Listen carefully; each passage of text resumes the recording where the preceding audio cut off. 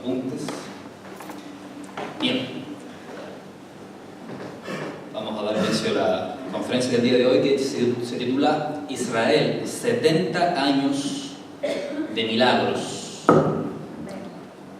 70 años de milagros. Añado también a los saludos que ha hecho Pastor Joel. Saludo desde acá a mi hermana y a nuestra hermana y amiga Karime Tokmak. Que el Señor le bendiga. Bien. Si alguien me puede, por favor, agrandar la imagen del computador. Por ahí. Cosita, sí, gracias.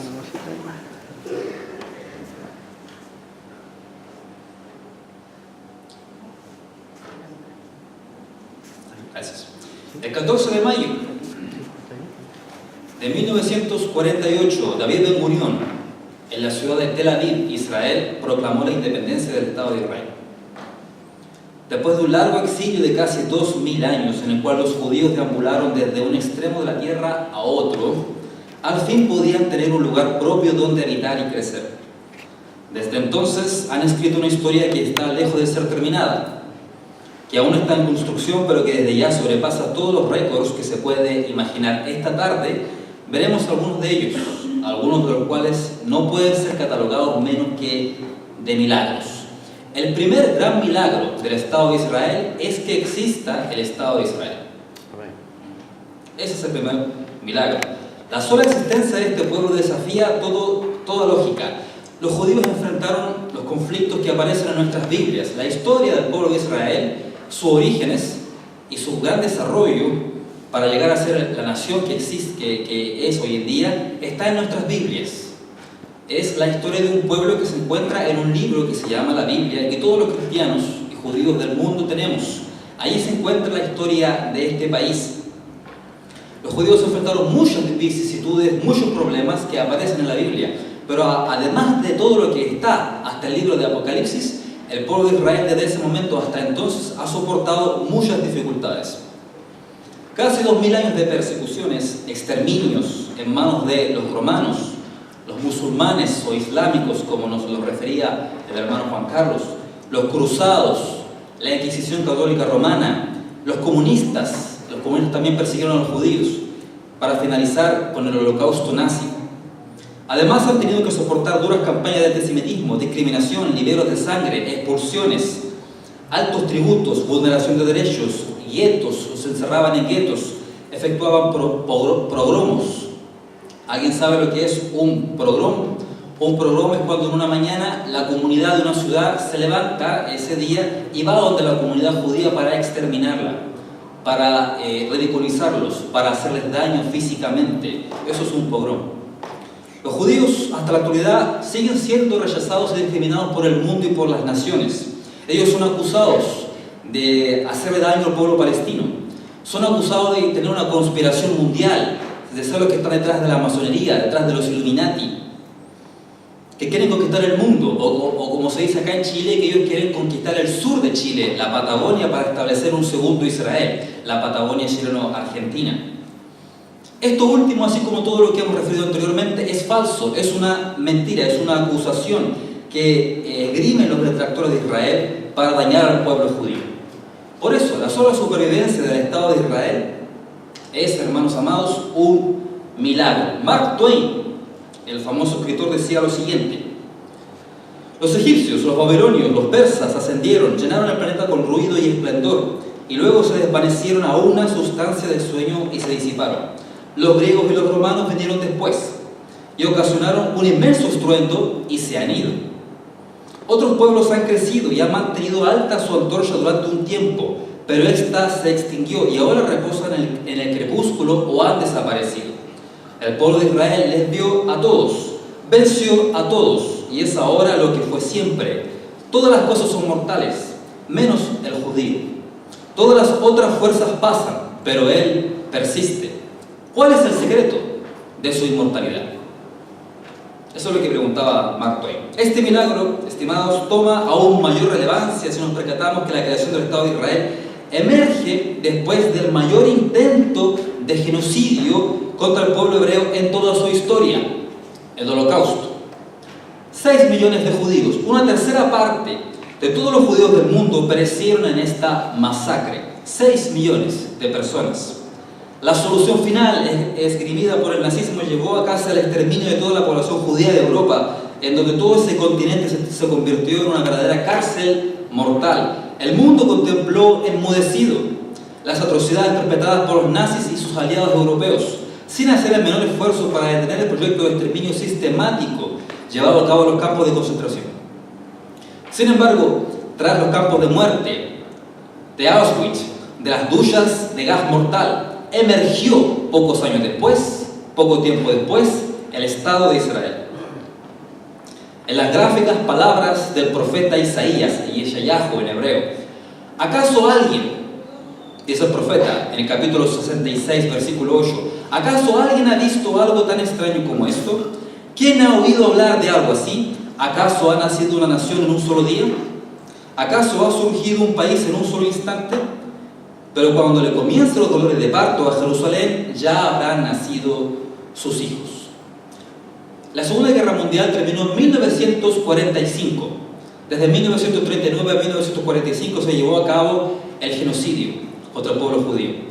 El año 1948, en Tel Aviv, un 14 de mayo, se proclama la independencia del Estado de Israel.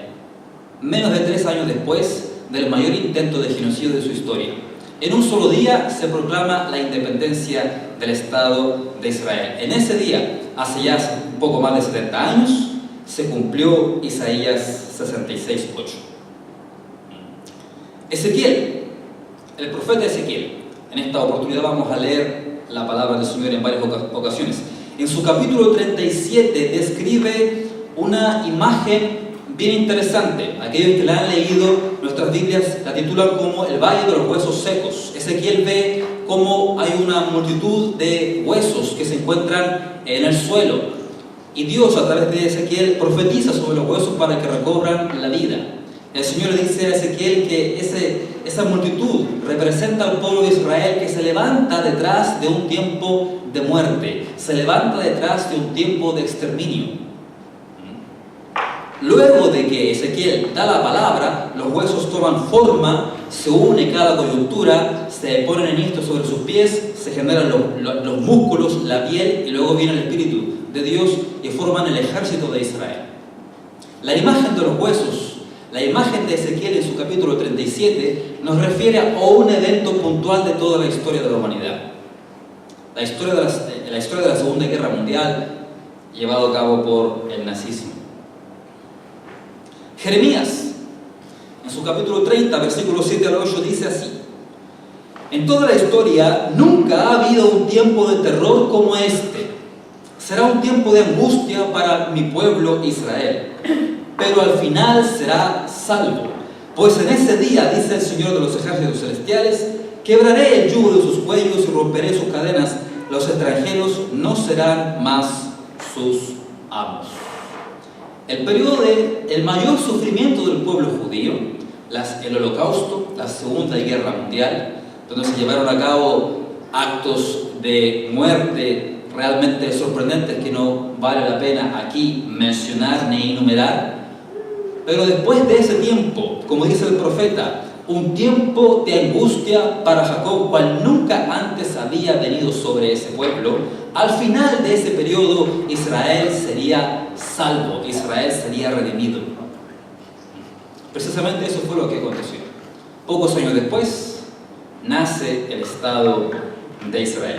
El Eterno profetizó muy claramente sobre este intento de genocidio al finalizar el periodo de la diáspora del pueblo judío. Estaba escrito. En esa imagen que tenemos ahí podemos ver, tal vez no se ve muy bien, pero eso es un cuadro de Europa. Al centro de esos cuadros se encuentra la ciudad de Auschwitz-Birkenau, en Polonia. Y las flechas que están de todos los ángulos de Europa son los traslados que hacían los europeos de poblaciones de judíos para el campo de muerte, para el campo de exterminio, de todo lo que es Europa. Toda la conquista del nazismo alemán en aquel periodo llevó al pueblo judío hacia la muerte. Sin embargo, después de ese periodo de huesos secos, como describe Ezequiel, cobra vida y se forma un estado, cobra vida y se forma una nación con su propio ejército. Ese es el primer milagro. El primer milagro del Estado de Israel es que existe el Estado de Israel, y no solamente existe por una cuestión de derecho nacional, sino que existe después del mayor intento de su destrucción. Eso es sorprendente.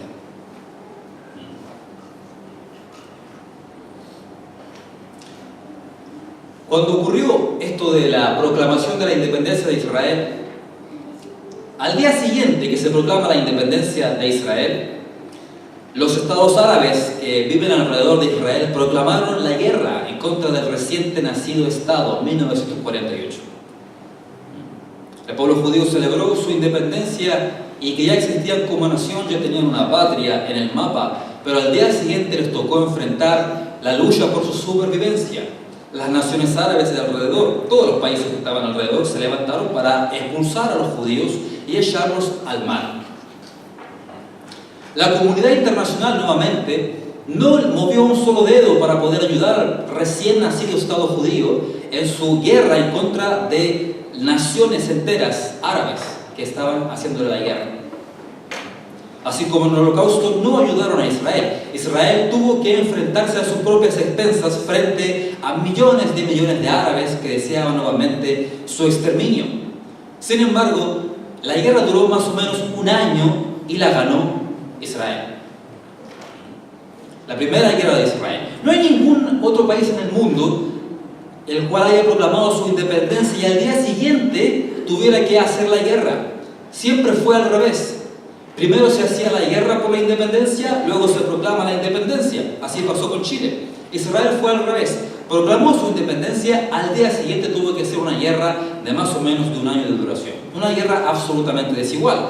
Los judíos eran 780.000 personas en Israel, versus millones de árabes que estaban en su contra.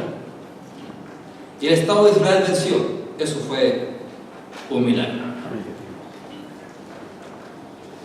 Esto, hermanos amados, nos abre la puerta a lo que es el segundo gran milagro del Estado de Israel. El hecho de que Israel haya vencido todas sus guerras. Desde 1948 hasta el 2018 han pasado 70 años. Durante ese tiempo han enfrentado muchas guerras. Y hay un salmo en nuestras Biblias que habla acerca de esa realidad. Es el salmo número 83. Si usted quiere lo puede buscar. Es el salmo número 83. Yo lo tengo acá transcrito en otra versión de la Biblia que la voy a leer. Tal vez sea un poco distinta de su versión Reina Valera, pero el contenido es el mismo. Dice así: Oh Dios, no guardes silencio, no cierres tus oídos, no te quedes callado, oh Dios, no oyes el alboroto que hacen tus enemigos. ¿No ves que tus arrogantes adversarios se levantan, intentan intrigas astutas contra tu pueblo, conspiran en contra de tus seres preciados? Vengan, dicen, exterminemos a Israel como nación, destruiremos hasta el más mínimo recuerdo de ellos. Efectivamente, esta fue su decisión unánime.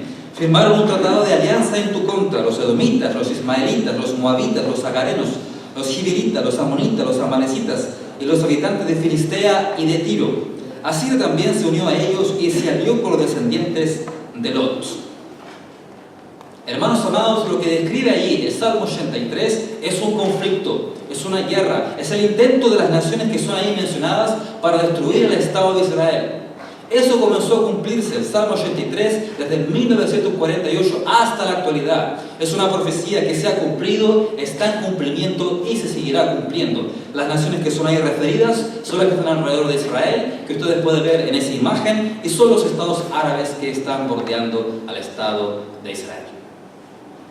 El Salmo 83 empezó a cumplirse desde ese momento hasta la actualidad.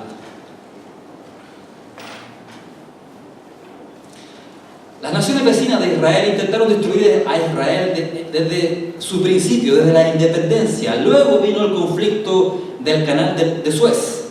Luego la guerra de los 6 días, la guerra del Yom Kippur, la guerra del Líbano, la primera intifada, la guerra del Golfo, la segunda intifada. Además de los conflictos con la Franja de Gaza, 13 guerras que Israel ha tenido que librar en contra del pueblo palestino dominado por un grupo terrorista que es el Hamas. plomo fundido en el 2009, pilar defensivo en el 2012, imagen protector en el 2014. La prensa siempre ataca al lado de Israel. La verdad es que Israel se defiende de innumerables actos de terrorismo que se perpetran en su contra, inicialmente a través de misiles lanzados en contra de su población civil, lo cual es un crimen de guerra que la prensa nunca lo denuncia, y tanto por aire como por tierra, a través de subterráneos, a través de túneles, los cuales los palestinos y los terroristas se infiltran dentro de la tierra de Israel, salen hacia arriba para asesinar, para secuestrar y para hacer daño. Israel se defiende legítimamente, como cualquier otra nación en el mundo lo haría, de un vecino que le ataca de forma continua e incesante.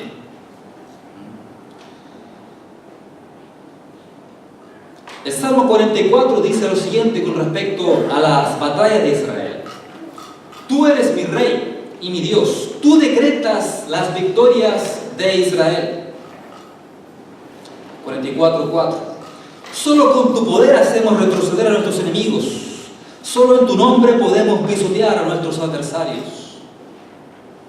Con el paso de los años, Israel tuvo que desarrollar nuevas tecnologías para superar los nuevos desafíos en el campo de batalla, así como militarizar al país para garantizar su seguridad nacional. Tú vas a una playa de Israel y entre toda la gente que se está bañando tranquilamente hay alguien que está ahí bañándose, pero debajo de la arena tiene un arma. Porque en cualquier momento aparece alguien para efectuar un atentado terrorista. Todos los jóvenes en Israel realizan el servicio militar obligatorio. Hombres 3 años de servicio, damas 2 años de servicio. De la guerra que hemos mencionado vamos a puntualizar algunos hechos significativos. Por ejemplo, una que es muy importante, la guerra de los 6 días. ¿Cuántos han oído hablar acerca de la guerra de los 6 días? Amén. Permite a los judíos recuperar Jerusalén Oriental, abriendo la posibilidad de acceder al muro occidental o muro de los lamentos, el último remanente del templo de Jerusalén. En tan solo 6 días, las fuerzas israelíes lograron destruir los ejércitos de sus enemigos: Egipto, Siria, Jordania, Irak. Las fuerzas israelíes lograron un éxito tan rotundo que llegaron hasta la ciudad de Damasco, Siria. Mas rehusaron conquistar la ciudad, respetaron el derecho de los sirios. Israel alcanzó su predominio político sobre las alturas de Golán, sobre la península del Sinaí y sobre Cisjordania, y conquistó Jerusalén, alcanzando sus mayores límites geográficos. Desde entonces, desde 1967, todas las personas pueden visitar Jerusalén y pueden acceder al Muro de los Lamentos, un lugar donde la presencia de Dios habita continuamente, un lugar donde era una de las paredes del templo que edificó el rey Salomón. Desde esa época, la presencia de Dios habita allí. En 1967 se logró conquistar esa parte de Jerusalén. Es una parte muy importante, es una guerra muy importante porque Dios ama a la ciudad de Jerusalén. Dice el Salmo 87, 1 y 2. En el Monte Santo está la ciudad fundada por el Señor. Él ama a la ciudad de Jerusalén más que a cualquier otra de Israel. Oh ciudad de Dios, qué cosas gloriosas se dicen de ti. Por ello, anexar Jerusalén Oriental, Israel tenía la mitad de Jerusalén. Después del 67 se anexó la parte oriental de Jerusalén. Ya son 50 años desde esa época. Significó restaurar por completo la antigua capital de Israel desde los tiempos del rey David, tal como lo dijo el profeta Jeremías. Esto dice el Señor: cuando del cautiverio traiga a Israel de regreso a casa y cuando restablezca su bienestar, Jerusalén será reedificada sobre sus ruinas y el palacio reconstruido como antes. Evidentemente Jeremías no sabía lo que era un parlamento. Jeremías no sabía lo que era una casa de gobierno. Jeremías habló del palacio. Se refiere a que Israel tendría su capital en Jerusalén. Esta fue la guerra de los 6 días. Veamos ahora brevemente lo que fue la guerra del Golfo Pérsico. Quizá la guerra de los 6 días, aquellos que tengan un poquito más de años, poco más de 50, pueden recordarlo en las noticias, pero es más natural recordar lo que fue la guerra del Golfo Pérsico. Esta guerra significó una gran amenaza en contra de Israel. Ahí está la ciudad de Jerusalén. La guerra del Golfo Pérsico. El demente iraquí Saddam Hussein, dictador de Irán, quien afirmaba ser un descendiente directo del rey Nabucodonosor. Ustedes deben de saber que el rey Nabucodonosor fue el rey de Babilonia que conquistó Jerusalén y destruyó el templo que levantó David y Salomón. Saddam Hussein se proclamaba el descendiente directo de Nabucodonosor y él advertía libremente a Occidente acerca de sus intenciones expansionistas, y además también lo decía públicamente que iba a destruir al Estado de Israel lanzando cohetes y misiles como los que se aprecian en esa imagen. Israel en ese tiempo no tenía una tecnología antimisiles tan desarrollada como ahora. La tenía, pero hoy en día está mucho más sofisticada. Al amanecer, estimados, del 2 de agosto de 1990, el 2 de agosto de 1990 lo temido llegó, y desde el norte, como dice la Biblia, desde el norte se desató el mal. Voy a leer como lo describe gráficamente el Centro Leonel. Irak comenzó atacando a Israel con sus proyectiles Scud de medio alcance, a un costo millonario de fabricación soviética, mejorados por firmas europeas para transportar cargas de hasta 600 libras. En la bahía de Haifa, Israel, más de 1 millón de toneladas de materiales explosivos estaban almacenados sobre tierra en tanques. Un golpe en ese blanco podría incinerar la mitad de la ciudad en solamente segundos. Uno de esos misiles podría hacer eso. 1,5 millones de personas vivían en Tel Aviv, 300.000 en Ramat Gan y Benay Barak, de apenas 2 millas de diámetro. Los planificadores iraquíes tenían blancos ideales. El misil Scud está diseñado para aplanar edificios. Su explosión crea una onda de presión frontal. El cemento de un área de 500.000 de pies cúbicos sale despedido. Los cristales estallan hasta 1.400 pies en todas las direcciones, generando una pared de cuchillos mortales de vidrio. El proyectil, propiamente dicho, tiene 40 pies de largo y pesa 8 toneladas. ¿Te imaginas un proyectil de 8 toneladas que caiga en nuestra ciudad? Al hacer impacto, los fragmentos supercalentados destrozan edificios en varias cuadras a la redonda. A las 2 de la madrugada del jueves de la fecha señalada, llegó el primer ataque sobre el Estado de Israel lanzado por Saddam Hussein. Con ojos entrecerrados y corazones incrédulos, exclamaciones, gritos, imágenes de guerras pasadas aparecieron ante los mayores dentro de Israel, Polonia, independencia. Los padres apuraron a sus hijos a salas selladas, los refugios. En todo Israel cada casa tiene un cuarto de refugio subterráneo. Evidentemente, para este tipo de circunstancias, nadie sabía qué había sucedido. La radio no había comenzado a emitir. Repentinamente se oyó una tremenda explosión. La tierra tembló. Los cristales se estrellaron por todos lados con fuerte estruendo y entonces silencio. ¿Qué habría sucedido? Un ataque sobre Tel Aviv. La gente susurró versículos de los salmos, volvieron sus corazones hacia el cielo, oraron por la salvación. Por favor, Dios, ¿hasta cuándo? Era un ataque del proyectil Scud. La gente permaneció en sus hogares con el terror quemándole las entrañas. Un frío sudor se deslizaba por sus rostros, algunos casi murieron asfixiados. Saddam Hussein amenazaba con lanzar una guerra química en contra de Israel. Tenía la tecnología para enviar misiles con armamento químico, evidentemente prohibido por las Naciones Unidas. Todos tenían sus máscaras, la gente se las colocaba. Tras un par de nerviosas horas, voceros del ejército anunciaron que se podía quitar las máscaras de gas, pero había que permanecer en los cuartos sellados. Una hora después se autorizó a respirar libremente. Entonces llegaron las noticias: 5 Scud disparados sobre Tel Aviv. 400 apartamentos que albergaban a 1.200 personas habían sido volados. Los hospitales estaban preparados para recibir víctimas masivas. Llegaron las ambulancias. La mayoría de las víctimas podrían haberse atendido por sí mismas. Un joven tenía algunos rasguños de vidrios rotos. Una mujer sufrió una torcedura. Hasta los no religiosos declararon que era un milagro. Un Scud de una fábrica.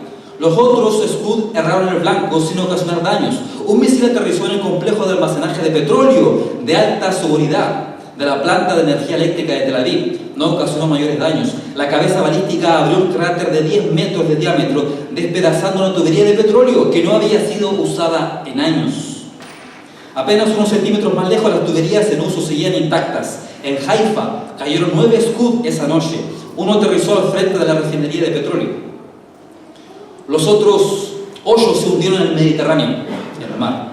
No cayeron en la tierra, cayeron en el mar. A la mañana siguiente, Irak disparó otros 5 proyectiles hacia Tel Aviv. El primero hizo blanco en el área de exposiciones, estaba vacía. El segundo sobre una estación de servicio en un área residencial, cerrada por primera vez en ese día de Shabbat. El tercero estalló directamente sobre un refugio antiaéreo en el sur de Tel Aviv, utilizado temporalmente como sinagoga.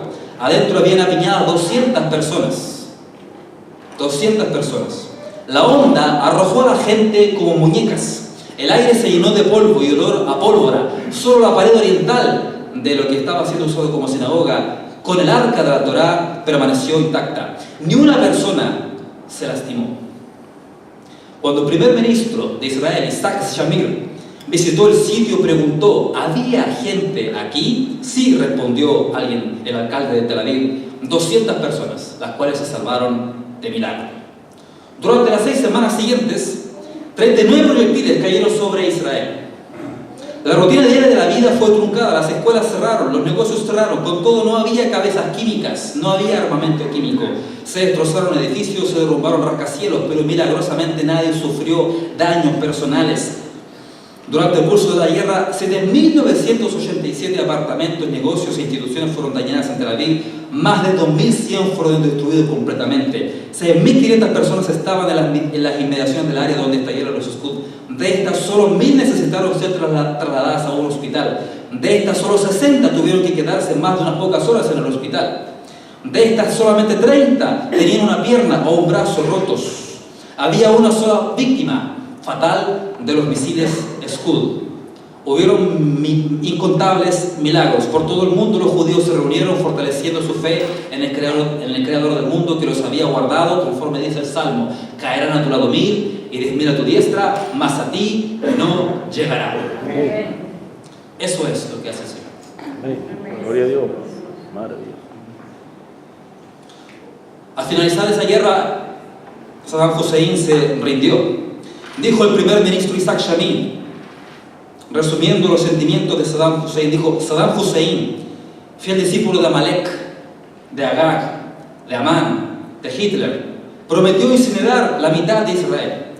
Creyó que sus palabras se cumplirían. Con la ayuda de Dios, su plan fue frustrado. Amén. Todos sabemos cómo pereció Saddam. Eso es un milagro. Amén.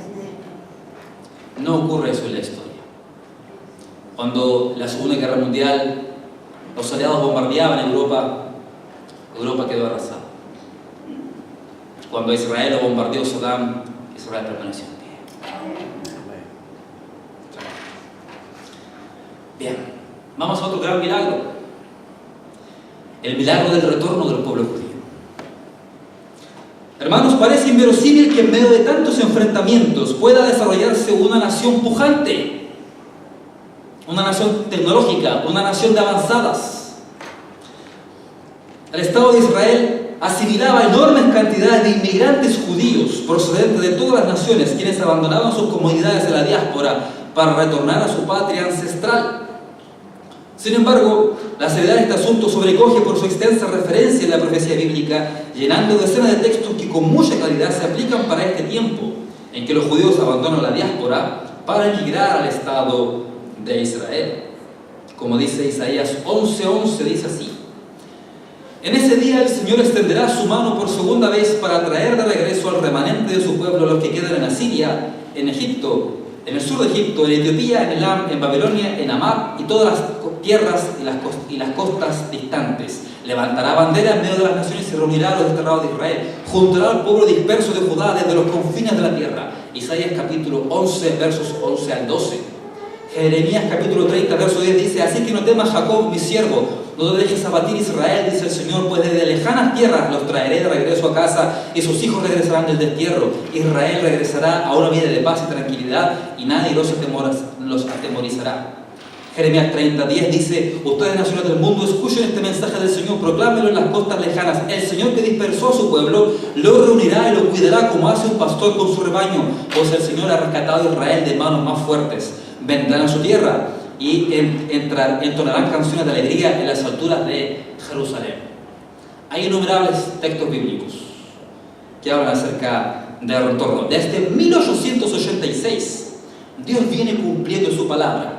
En 1886 se organizó la primera gran inmigración de judíos, la primera aliyá organizada hacia la tierra de Israel. La palabra aliyá es una palabra en hebreo que significa subir, subida, y se refiere a emigrar hacia la tierra de Israel. Cuando una persona viaja a Israel, hace aliyá, sube. Jerusalén es una ciudad que se encuentra sobre montañas, como dice la Biblia. Cuando tú vas a Jerusalén tienes que subir. Cuando tú viajas a Israel, tú estás subiendo. Simbólicamente tú subes más cerca de Dios. Desde 1886 comenzó la aliyá. Desde ese entonces la diáspora comenzó a reducirse y cada vez más son los judíos que viven en el Estado de Israel que los judíos que viven fuera del Estado de Israel. Vamos a ver esa imagen que tenemos allí, que grafica, estimados, lo que son los 3 éxodos que están anunciados en la Biblia. Jeremías 16:15 está el pasaje. Si usted busca, lo puede buscar. El primer éxodo fue el éxodo de Egipto. Israel se encontraba cautivo en la nación de Egipto. Dios los libertó a través de Moisés, de Aarón, de Josué, en el 1445 a.C. El segundo éxodo fue de Babilonia. Los judíos estuvieron cautivos en Babilonia por 70 años, como lo profetizó Jeremías. Sin embargo, el rey persa Ciro decretó su retorno. Ellos volvieron gracias a las acciones de los líderes judíos como Esdras, Josué. Eso fue en el 458 a.C. El tercer éxodo es el éxodo que ocurre en nuestro tiempo. Ahora ya no es Egipto, ya no es Babilonia, ahora es la diáspora. Todas las naciones, los cuales durante la historia han hecho daño al pueblo judío, las naciones gentiles. Ese tercer éxodo, esa diáspora, más bien dicho, esa diáspora comenzó a través de la destrucción de Jerusalén por mano de los romanos. No se ve muy bien, pero ahí está el arco de Tito en Roma, que grafica cómo cuando los romanos saquearon el templo y tomaron el candelabro y todos los utensilios. Los judíos han vuelto. Ese es el tercer éxodo. Jeremías 16 dice así, 15: tan cierto como que el Señor vive, quien trajo a Israel de regreso a su propia tierra desde la tierra del norte, se refiere a Babilonia, el segundo éxodo. Y luego dice: y de todos los países a los que Él los envió al destierro, los traeré nuevamente a esta tierra que les di a sus antepasados. Ese es el tercer éxodo. El primero de Egipto, segundo de Babilonia, el tercero de la diáspora romana. Hay muchas profecías. Hay varias. Yo creo que vamos a saltar algunas de ellas. Ahora bien, los judíos han comenzado a volver. Actualmente en Israel viven 7 millones de judíos. Hay más judíos viviendo en Israel que en cualquier otro país del mundo. Sin embargo, es importante señalar, estimados, que si bien los judíos tuvieron algo así como 1816 años de exilio, durante todo ese tiempo siempre existió una población judía en la tierra de Israel. Eso es importante de señalar. La presencia judía en Medio Oriente y en Jerusalén es ininterrumpida a lo largo de la historia. Nunca perdieron posesión de Jerusalén. A su vez, en medio de la diáspora, de la Galut, los judíos siempre ansiaron regresar, sosteniendo fuertemente la convicción de su pertenencia a la tierra de Israel. No es que los judíos han vuelto, en realidad sí han vuelto, pero también siempre estuvieron presentes. Siempre estuvieron allí, con sus sinagogas, con sus celebraciones, con sus festividades. Tú visitas a Israel y vas a los cementerios y aparecen las defunciones en cada lápida todo el tiempo cubierto de historia de la humanidad, están ahí en los cementerios de Israel. Ellos nunca perdieron su posesión en la Tierra Santa. Nunca perdieron el derecho. Sin embargo, hace un poco más de 70 años, quizás un poco más, este sentido de pertenencia de las judías, de la diáspora, nunca pudo concretarse de forma ordenada. Los judíos querían volver, pero no podían volver. No era el tiempo determinado por Dios. Pero surgió lo que se conoce como el sionismo. Theodor Herzl, un periodista judío austrohúngaro, publicó en 1896 su libro El Estado Judío, un ensayo de una solución moderna a la cuestión judía, donde postula su idea de que su pueblo retorne a su tierra, tras lo cual inicia un movimiento basado en la autodeterminación del pueblo hebreo. Herzl llegó a la simple conclusión de que los judíos nunca obtendrían la paz en tierra de gentiles. Dependía de ellos cambiar esa circunstancia, dejar de sobrevivir como pueblo para disfrutar una vida normal. El Estado de Israel sería un refugio, el refugio definitivo para todos los judíos del mundo, logrando acabar con el sufrimiento de su pueblo para siempre. Pese a que no presentaba rasgos religiosos, Theodor Herzl, la visión que tuvo él fue sencillamente profética. Herzl se reunió con las judías de Europa, organizando congresos todos los años. La primera se realizó en Basilea, Suiza. Y se organizaron las aliot, las subidas hacia Israel.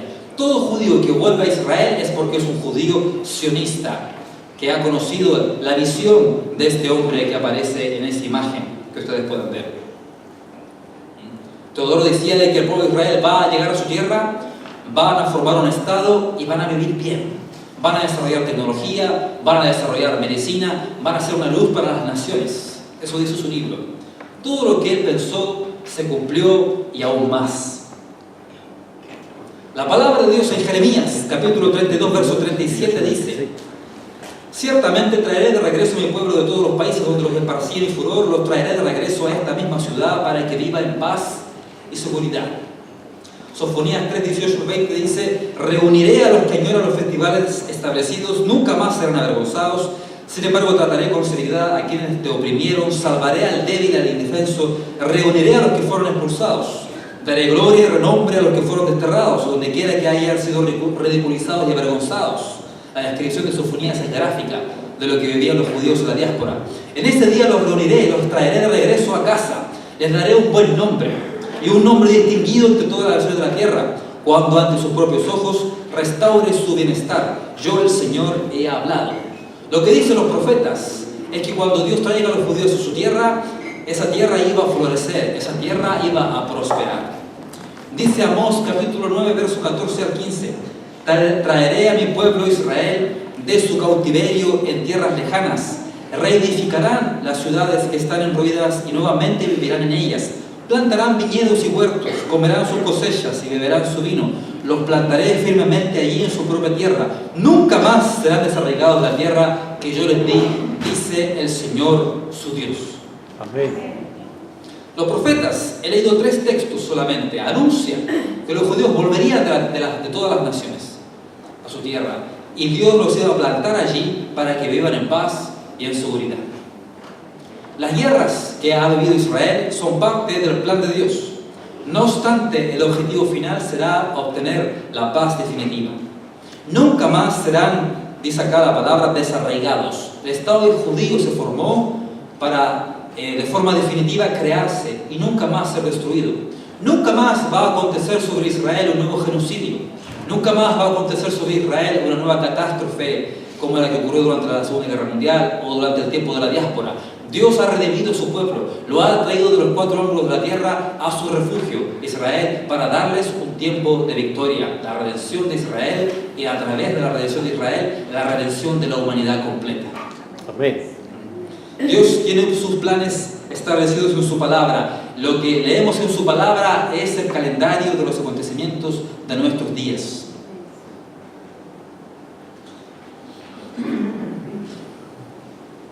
Israel ya vivió de la ira de Dios. Durante el tiempo de diáspora, durante el tiempo de exilio, sufrió.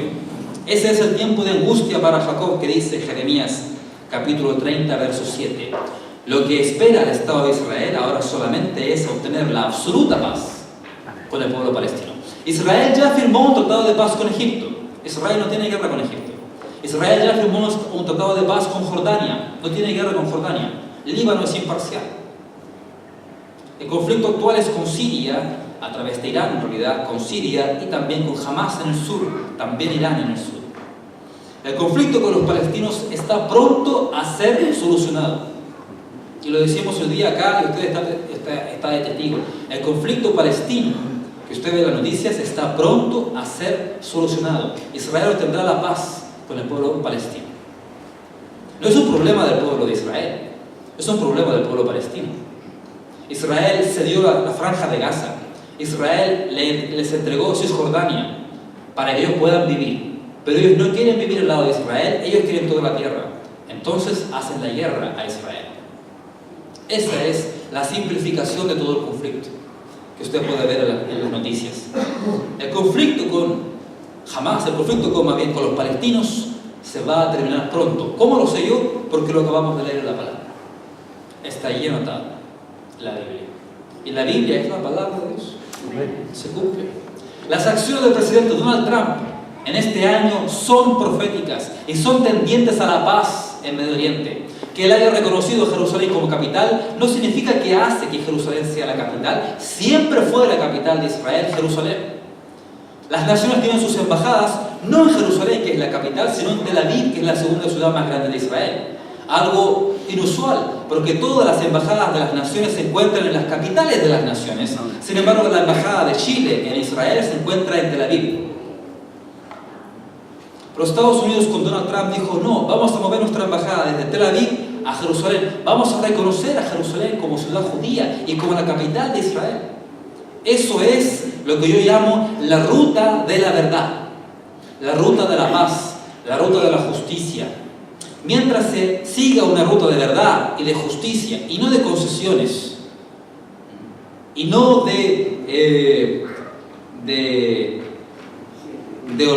olvido de la realidad, como han desarrollado otras organizaciones, otras administraciones en Estados Unidos, sino que se sigue la ruta de la verdad trae la paz.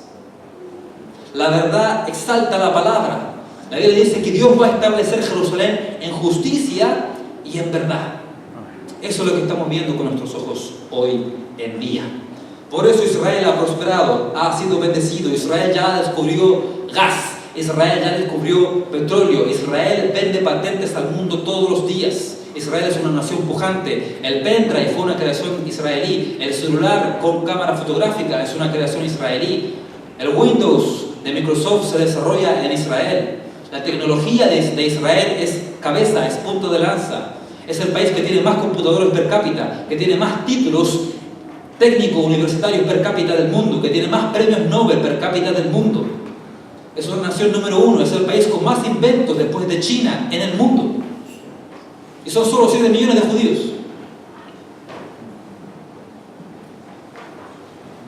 Vamos a hablar acerca de otro milagro.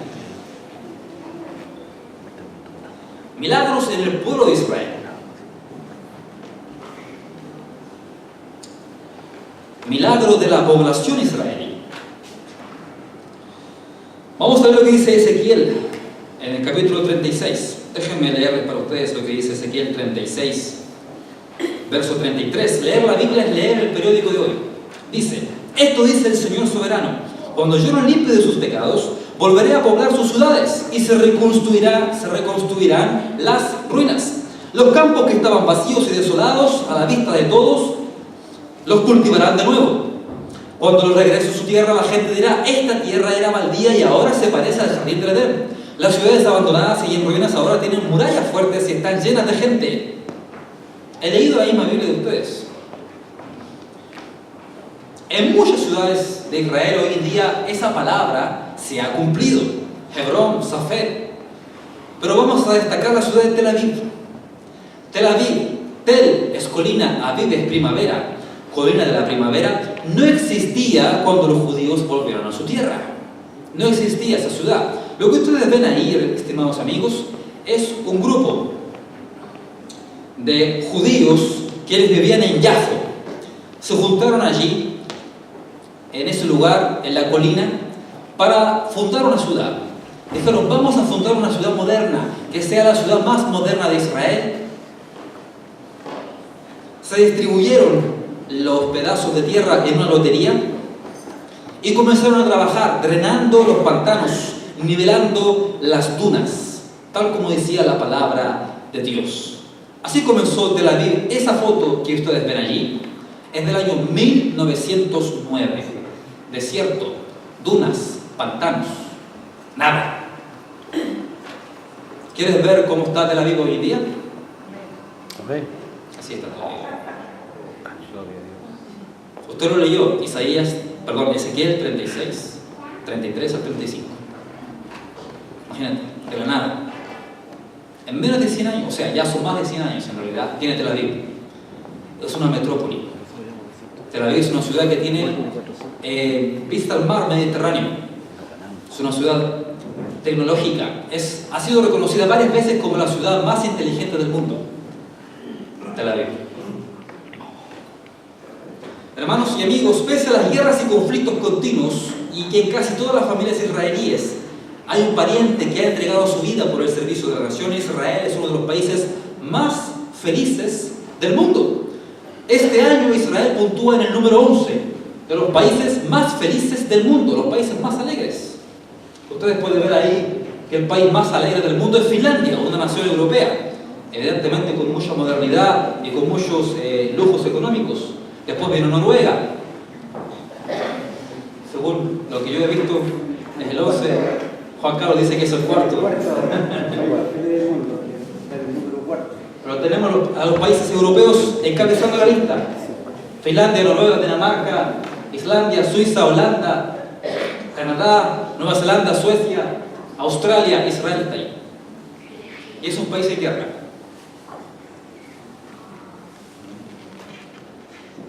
Además, Israel es el tercer país más educado del mundo. El tercer país más educado del mundo. Ahí está. El primer país es Canadá.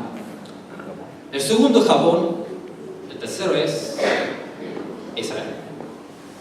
Ven, dice la Biblia que cuando Dios los iba a traer de regreso, los iba a poner para alabanza y renombre sobre la tierra. Amén. Vamos a terminar ya, hermanos amados y estimados amigos. Vamos a hablar acerca de lo que es el milagro ecológico de Israel.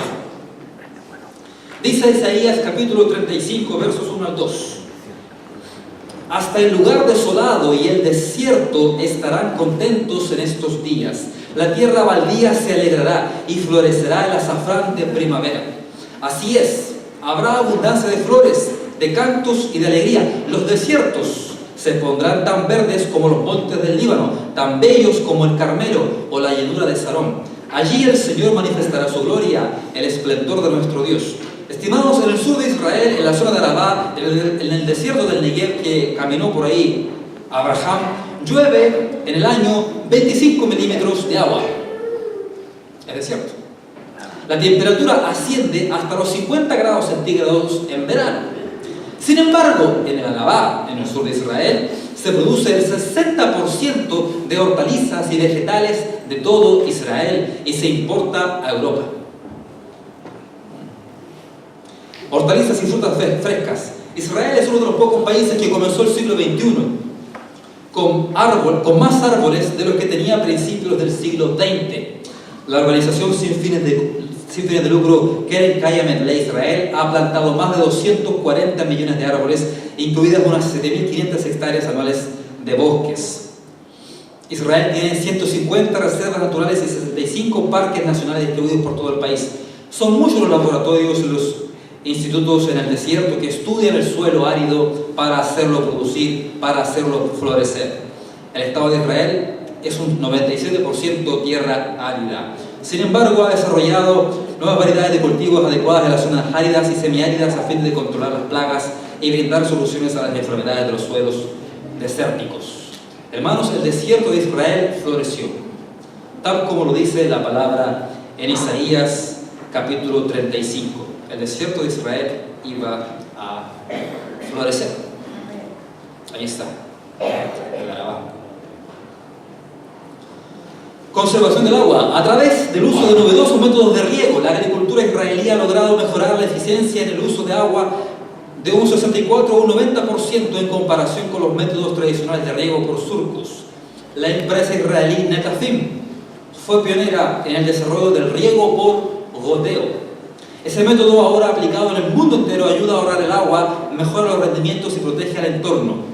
Israel tiene una ley del agua, 1959, según la cual toda el agua es de propiedad pública. Menos agua, mayor producción. Tienes el campo, le lanzas las cañerías, las tuberías, con orificios diminutos específicamente desarrollados para que en cierto determinado momento del día que tú lo utilizas con tu celular, mediante una aplicación muy sencilla, puedes desde tu casa controlar esto para que comience el riego por goteo desde donde tú te encuentres, y comienza el goteo y produces más con menos. Eso también es un milagro. Amén. Estimados amigos, llegando ya a finalizar esta jornada, ahí está Netafim, revisar la historia del pueblo de Israel nos habla acerca de su ingenio, acerca de su coraje, acerca de su valentía, acerca de sus esfuerzos, acerca de lo resilientes que han sido para enfrentar tantos problemas a lo largo de su historia. La historia del pueblo judío es una historia triste. La historia del pueblo judío en la Biblia termina hasta el Apocalipsis, pero de ahí para acá hay 2000 años de historia del mismo pueblo. Y la historia del pueblo judío es una historia triste. La amenaza de la destrucción y de la muerte del pueblo siempre estuvo presente a lo largo de su historia. Siempre. Cuando vemos la historia del pueblo judío, la mano de Dios obrando. Amén. Al poder de Dios obrando. Amén. La palabra decía que Dios los iba a enviar al destierro, que iban a sufrir, pero que a su vez Dios estaría con ellos. Dice la palabra en Isaías que Dios va a hacer un santuario con ellos en el destierro. Así lo es, así lo fue. Y dice la Biblia de que ellos volverían a su tierra y serían prosperados y bendecidos. Eso ha sido así. Dios ha obrado en Israel a lo largo de su existencia, y en estos 70 años han habido milagros una y otra vez. Mirar la historia de Israel no es otra cosa sino mirar el poder de Dios. No es otra cosa que acercarnos al Creador del universo, no es otra cosa que echar una mirada a la obra de Dios. Queremos tener una evidencia real de la existencia de Dios. Una vez un rey en Rusia le preguntó a alguien: dame una existencia de que Dios existe. Y alguien que estaba allí se puso de pie y le dijo: yo soy judío, yo soy una evidencia de que Dios existe. Amén. Israel tiene que ganar todas sus guerras. Si pierde una de sus guerras, se destruye el Estado de Israel, deja de existir. Israel tiene que luchar una batalla ahora en contra de Irán, como decía nuestro hermano Juan Carlos. Esa guerra se tiene que librar tarde que temprano, porque Irán no va a dejar de enriquecer uranio y de fabricar la bomba atómica. Amén. Gracias por esta conferencia, gracias por este tiempo, gracias Pastor Joel por su disposición, por amar a Israel, por orar por Israel, porque el que bendice a Israel se bendice a sí mismo. Amén. Shalom.